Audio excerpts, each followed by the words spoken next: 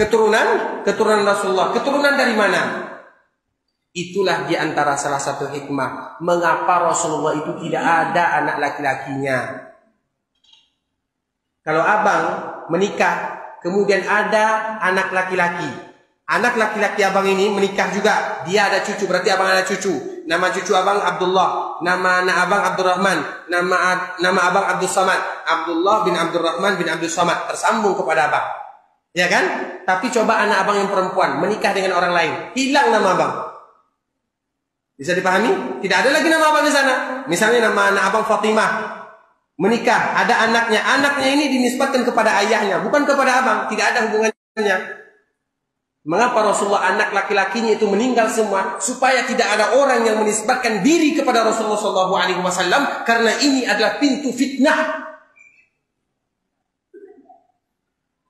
Ibrahim meninggal, Qasim meninggal. Maka yang tersisa adalah Fatimah radhiyallahu taala anha.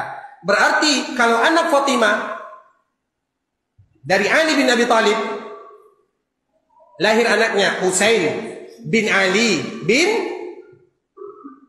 Ali. Anak siapa nama ayahnya? Abu Thalib. Husain atau Hasan bin Ali bin Abu Thalib. Ada nggak bin Rasulullahnya? Jadi sambungnya kemana? Ke Abu Thalib. Abu Thalib. Bisa dipahami? Ustadz Ruwet ini mengatakan bahwa nasab keturunan Rasulullah terputus dikarenakan tidak memiliki anak laki-laki, sehingga Al-Hasan dan Al-Husain tidak bisa disandarkan bahwa mereka adalah putra-putra Rasulullah karena nasabnya kembali kepada Ali bin Abi Thalib. Sekarang kami akan ajarkan Ustadz Ruwet dan kelompoknya yang tidak memahami ayat Al-Quran. Dalam surat 3 ayat 61, Allah berfirman, "Maka katakanlah kepada mereka, marilah kita memanggil anak-anak kami dan anak-anak kalian, perempuan-perempuan kami dan perempuan-perempuan kalian, jiwa-jiwa kami dan jiwa-jiwa kalian." Sekarang mari kita simak apa komentar nenek moyang Ustadz Ruwet ini, yaitu Ibn Taimiyah, tentang ayat tersebut. Dalam kitab Al-Jawabus Sahih karya Ibn Taimiyah jilid 1 yang diterbitkan oleh Darul Asimah, cetakan kedua tahun 1999, halaman 197. Ibn Taimiyah berkata, telah ditetapkan dalam kitab-kitab sahih hadis tentang datangnya utusan Nasrani Najran yang terdapat dalam Bukhari Muslim dari jalur periwayatan Huzaifah, dan telah dikeluarkan oleh Muslim, yaitu tanpa Bukhari, dari jalur periwayatan Sa'ad bin Abi Waqqas yang berkata, ketika turun ayat 61 dari surat Ali Imran ini, Allah berfirman kepada Rasulullah, "Maka katakanlah kepada mereka, marilah kita memanggil anak-anak kami." Kami tegaskan, anak-anak kami dan anak-anak kalian, perempuan-perempuan kami dan perempuan-perempuan kalian. Kami minta pemirsa perhatikan baik-baik apa lanjutan dari riwayat ini. Rasulullah memanggil Ali, Fatimah, Hasan dan Husain. Kami tegaskan, Hasan dan Husain. Seraya bersabda, "Ya Allah, merekalah keluargaku."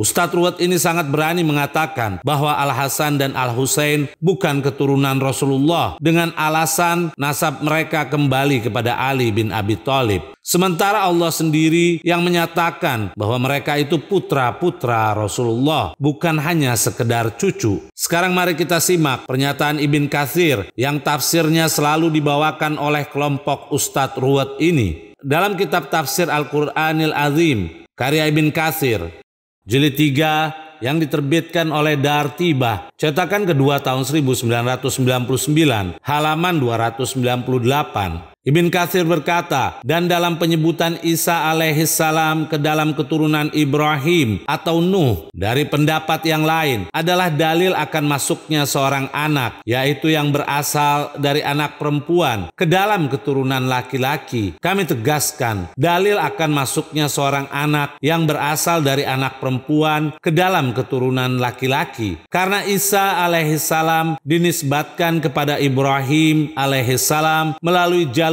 ibunya, yaitu Maryam alaihissalam, padahal dia, yaitu Isa alaihissalam, tidak memiliki ayah. Coba mari kita bandingkan Nabi Isa alaihissalam yang jaraknya begitu jauh dengan leluhur beliau alaihissalam, yaitu Nabi Nuh dan Ibrahim alaihissalam. Allah menjadikannya sebagai keturunan dari mereka, sementara tidak ada jarak antara Al-Hasan dan Al-Husain dengan Rasulullah, kecuali Fatimah Az-Zahra alaihissalam. Namun Ustadz Ruwet ini menolaknya. Kelompok Ustadz Ruwet ini sering kali mengatakan bahwa nasab keturunan Rasulullah terputus. Sekarang, mari kita perhatikan riwayat-riwayat berikut ini. Dalam kitab Al-Mu'jamul Kabir, karya At-Tabrani, salah satu ulama Ahlus Sunnah, jilid 20, yang diterbitkan oleh Maktabah Ibn Taimiyah, halaman 26. Dari Ja'far bin Muhammad, dari Ubaidillah bin Abi Rafi, yang menceritakan dari Al-Miswar bin Makhromah, bahwa Hasan bin Hasan mengutus seseorang menemui Al-Miswar untuk melamar putrinya. Maka Miswar pun berkata, katakan kepadanya agar dia menepati janji, yaitu untuk datang menemuiku di waktu yang telah dia tentukan. Kemudian Hasan bin Hasan pun datang menemuinya. Lalu Al-Miswar mengucapkan rasa syukurnya kepada Allah dan berkata, tidaklah ada sebab dan nasab, tidak pula besan yang lebih aku cintai dibandingkan nasab dan besan kalian, yaitu menjadi besan kalian. Akan tetapi Rasulullah pernah bersabda, Fatimah adalah dahan dariku, telah membuatku gembira siapa yang membuatnya gembira, dan telah meninggalkanku siapa yang meninggalkannya. Dan sungguh kelak di hari kiamat akan terputus seluruh garis keturunan, kecuali garis keturunanku dan sebabku. Kami tegaskan, kecuali garis keturunanku dan sebabku.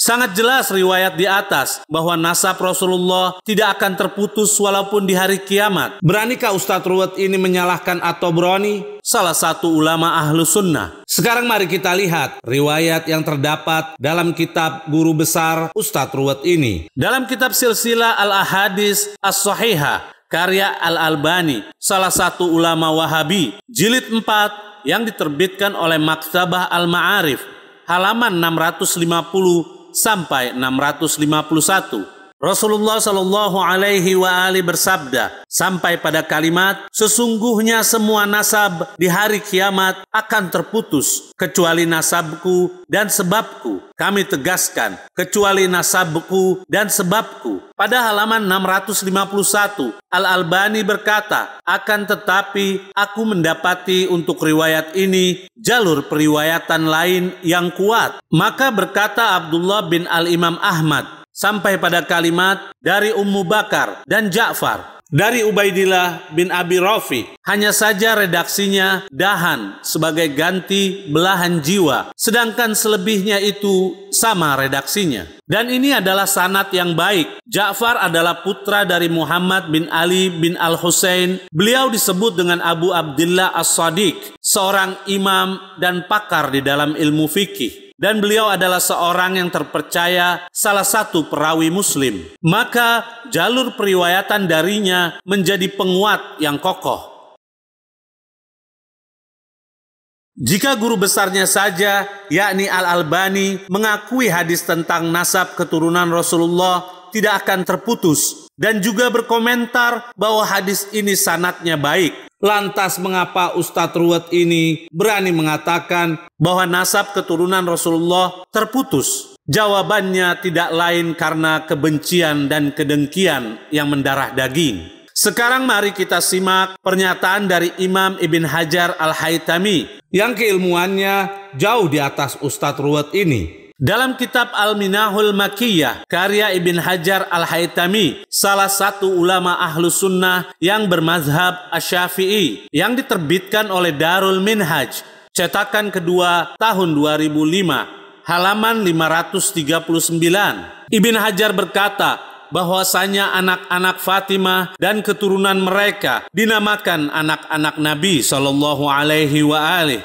Kami tegaskan, dinamakan anak-anak Nabi. Dan mereka dinisbatkan kepada Rasulullah, nisbat yang hakikat, yang bermanfaat di dunia dan akhirat. Yang menunjukkan hal ini adalah hadis sahih, bahwasanya Rasulullah berkhutbah seraya bersabda, sampai kapan kaum akan berkata bahwasanya keturunan Rasulullah tidak memberikan manfaat kepada kaumnya pada hari kiamat. Demi Allah, sesungguhnya keturunanku tetap tersambung di dunia maupun di akhirat. Pernyataan beliau sallallahu alaihi wa alihi, sampai kapan orang-orang mengatakan bahwa keturunanku itu terputus. Di sini terbukti bahwa di zaman sekarang pun terdapat kelompok yang meyakini bahwa keturunan Nabi telah terputus. Contohnya adalah Ustadz Ruwat ini. Mari kita perhatikan baik-baik pernyataan dari salah satu ulama tafsir, yaitu Imam Al-Fakhrur Razi, yang keilmuannya sangat jauh dibandingkan Ustadz Ruwat ini. Di dalam kitab tafsir Al-Fakhrur Razi, salah satu ulama Ahlus Sunnah, jilid 32, cetakan pertama tahun 1981, yang diterbitkan oleh Darul Fikr, halaman 124.